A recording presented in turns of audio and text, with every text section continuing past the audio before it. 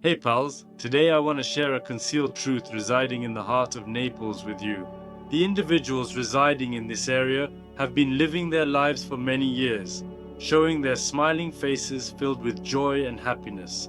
But one day, unexpectedly, all hell broke loose and these joyful lives turned into ashes in a moment. This video recounts the narrative of how a disaster unfolded in Naples, with the terrifying events encountered by the individuals and the eruption of the volcano. In the past, people used to live happy lives, but now they're struggling to survive and facing hardships just to stay alive. Let's go, let us witness this tragic story together, shall we?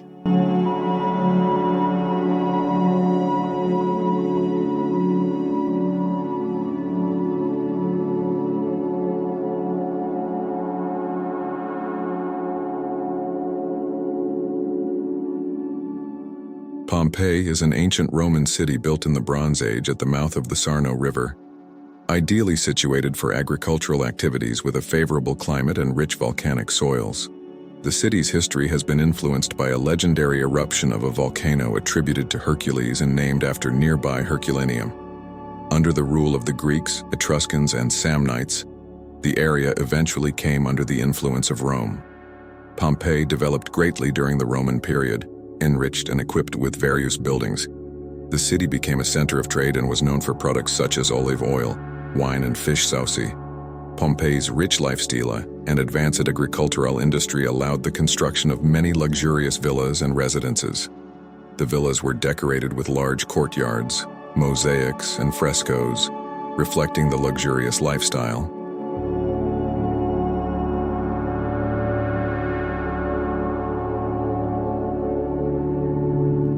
The city was also equipped with various structures such as slave buildings, taverns, temples, baths, marketplaces, and theaters.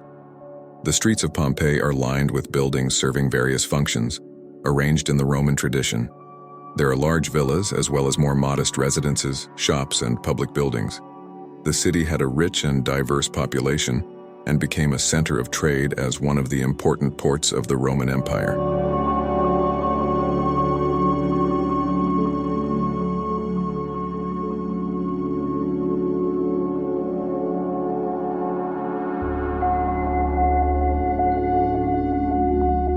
Today, Pompeii's rich cultural heritage is an important source of information about the lifestyle and social structure of ancient Rome. The ruins of the city have been preserved to this day through archaeological excavations and conservation work and attract tourists. Pompeii is known as a fascinating window into the past and offers historians, archaeologists, and visitors the opportunity to explore the mysterious world of ancient Rome.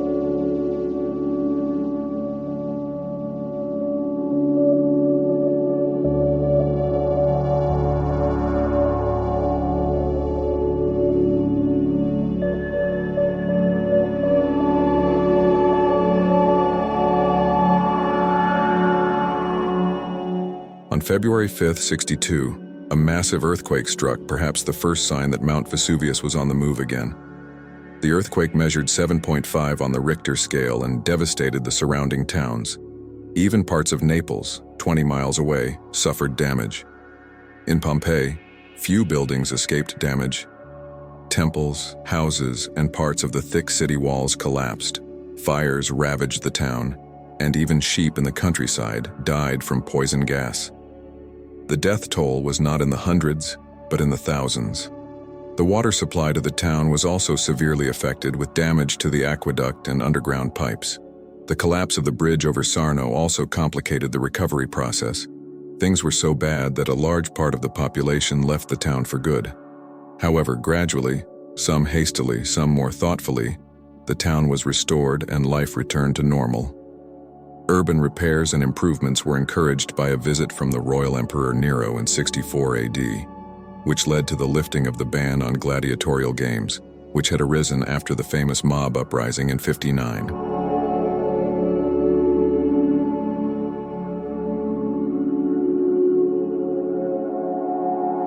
Seismic activity continued for the next 10 years, but this did not alarm the population unduly. After the disaster in 62, life and repairs continued until 79. Then, In the middle of the summer, strange things started to happen. Dead fish in Sarno, plateaus and wells inexplicably drying up, and vines mysteriously withering and dying on the slopes of Mount Vesuvius. Seismic activity, although not strong, often increased significantly. Something was clearly not right. Strangely, although some people fled the town, the majority of the population was not concerned about the events unfolding. Very few knew they were facing the apocalypse.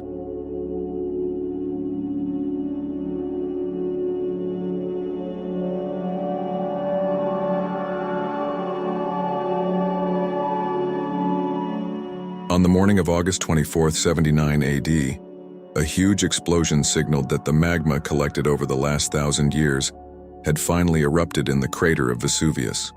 Fire and smoke poured out of the volcano.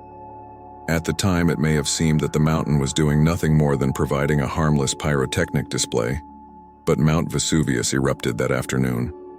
An even bigger explosion blew the entire cone of Vesuvius into the air, and a huge cloud of mushroom pumice particles rose 27 miles into the sky.